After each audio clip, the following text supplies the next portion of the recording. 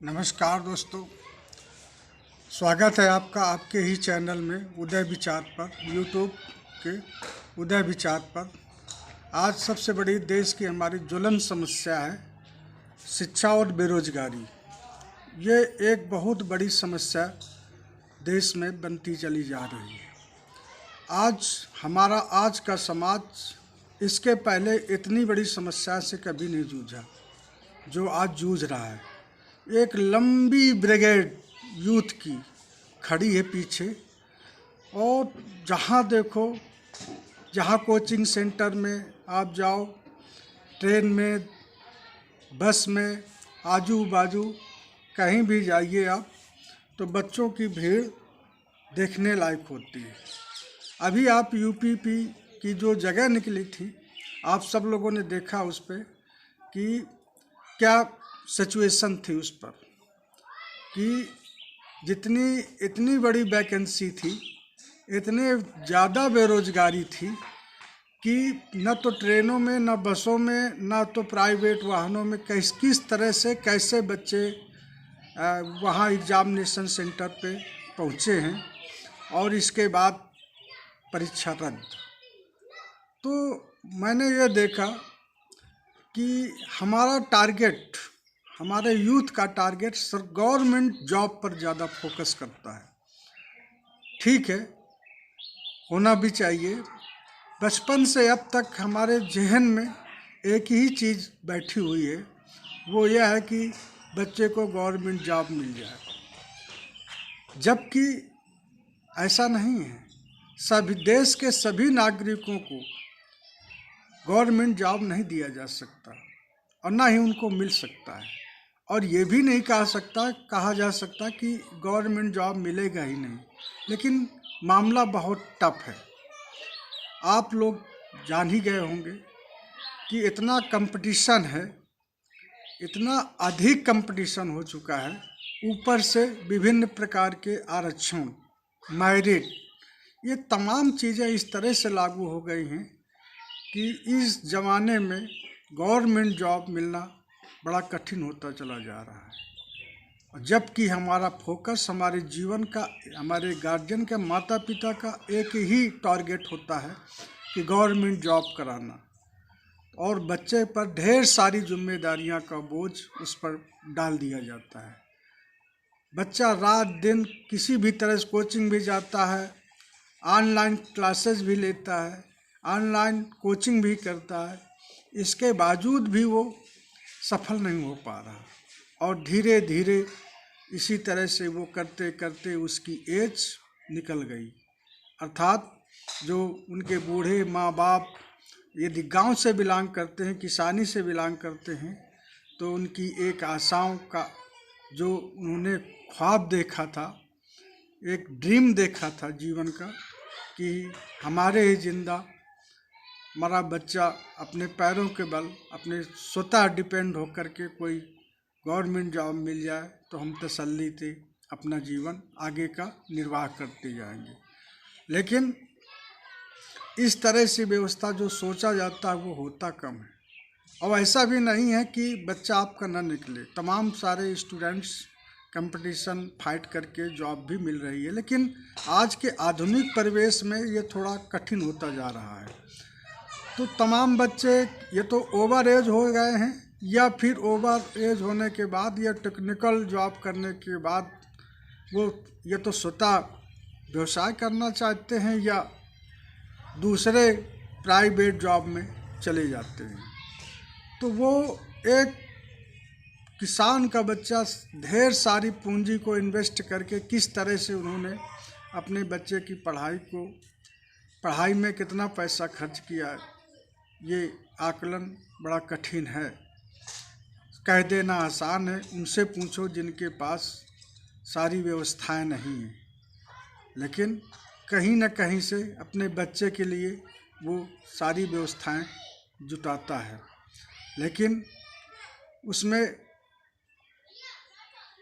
50% भी चांस नहीं होता कि बच्चे को जॉब मिल ही जाएगी। आज के आधुनिक परिवेश में कोई भी शिक्षा जॉब की गारंटी नहीं देता है, ये ध्यान रखें।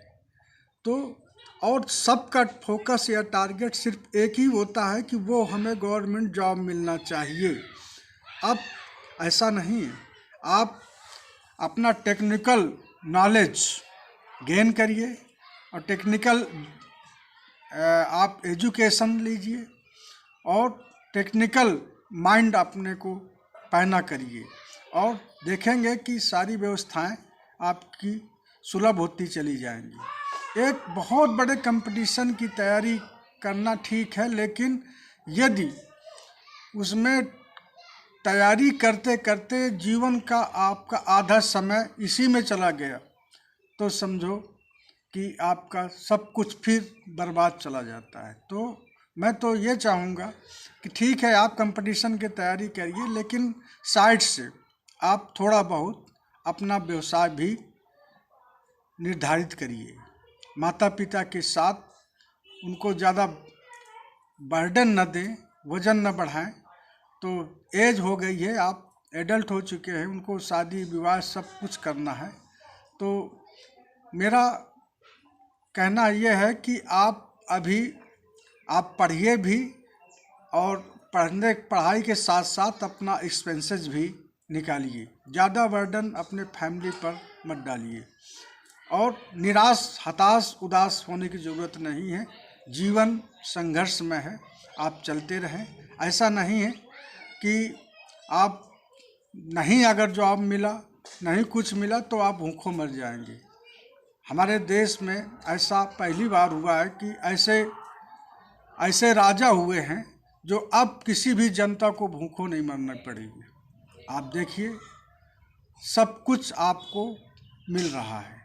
ये पहला मेरे जीवन काल का पहला अवसर है जहाँ कि राशन वगैरह सब फ्री बट रहा है, मिल रहा है। तो मैं सरकार से भी दरख्वास्त करूँगा कि आप बढ़िया है, अच्छा है, दे रहे हैं, लेकिन एक बेरोजगारी की जो एक लंबी कतार आप खड़े करते चले जा रहे हैं। और आप इतने भी आदर्श मत बनिए कि देश का जो हमारा भविष्य है वो बेरोजगारी की तरफ धकेलता चला जा रहा है। और जब किसी व्यक्ति को जो अपनी योग्यता के अनुसार, अपनी व्यवस्था के आधार पर किसी व्यक्ति को जॉब नहीं मिलता, तो दरअसल ये व्यक्ति वो अपराध की दुनिया में प्रवेश कर जाता है, अपराध करेगा वो। तो आप देश की व्यवस्था इस तरह से होनी चाहिए कि ऐसे ही लोगों को आप, उतने ही लोगों को आप शिक्षा दें जिनको आप जॉब की गारंटी दे दें। एक लंबी व्यवस्था आप दे चुके हो देश को, और किसी को ये नहीं पता होता कि हम किस वे पे जाएंगे और हमें जॉब मिल जाएगा। तो इस आशा के साथ सभी लोग लगे रहते हैं कि जॉब मिल जाएगा। माता पिता, परिवार, पूरा समाज लगा रहता है कि धीरे धीरे उसकी एज निकल जाती है, ना वो जॉब मिलता है और ना ही वो अपने पिता के जो पूर्व किसानी कर रहे हैं तो उनमें वो हाथ बटा सकता है, क्योंकि अब वो कहीं का नहीं हुआ। न तो वो उसको जॉब मिला और ना ही वो किसानी कर सकता और ना ही कोई व्यवसाय था, वो इतनी बड़ी पूंजी नहीं है कि वो कुछ कर सके।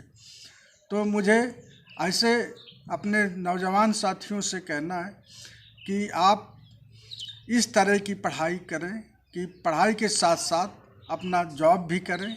आजकल विभिन्न प्रकार के मोबाइल से नेटवर्किंग सिस्टम चलता है, आप पार्ट टाइम में अपना व्यवसाय करें और रात में जब भी समय मिले तो आप अध्ययन भी करें। तो दो पहलुओं पे, आज पहले ये था कि एक चीज़ का टारगेट किया जाता है, लेकिन आज के आधुनिक युग में आपको ये रास्ता, विभिन्न रास्तों पर भी नज़र रखनी पड़ेगी, क्योंकि एक पर अगर आप फोकस करते रहोगे तो गारंटी नहीं है कि आपको व्यवसाय मिल ही जाए, वो नौकरी मिल ही जाए। तो मेरा आपसे, आप लोगों से ये दरख्वास्त है कि आप उदासीन बिल्कुल ना हो, परेशान हो ये ठीक है, आप संघर्ष करें। जब संघर्ष से करके आप निकलोगे, तब करके निकलोगे तो आप पर निखार आएगा। आप हर परिस्थितियों का सामना कर सकते हो और इन परिस्थितियों के साथ सामंजस्य बैठार करके अपने समाज और परिवार और देश का भविष्य उज्जवल बनाएं। जय हिंद, जय भारत।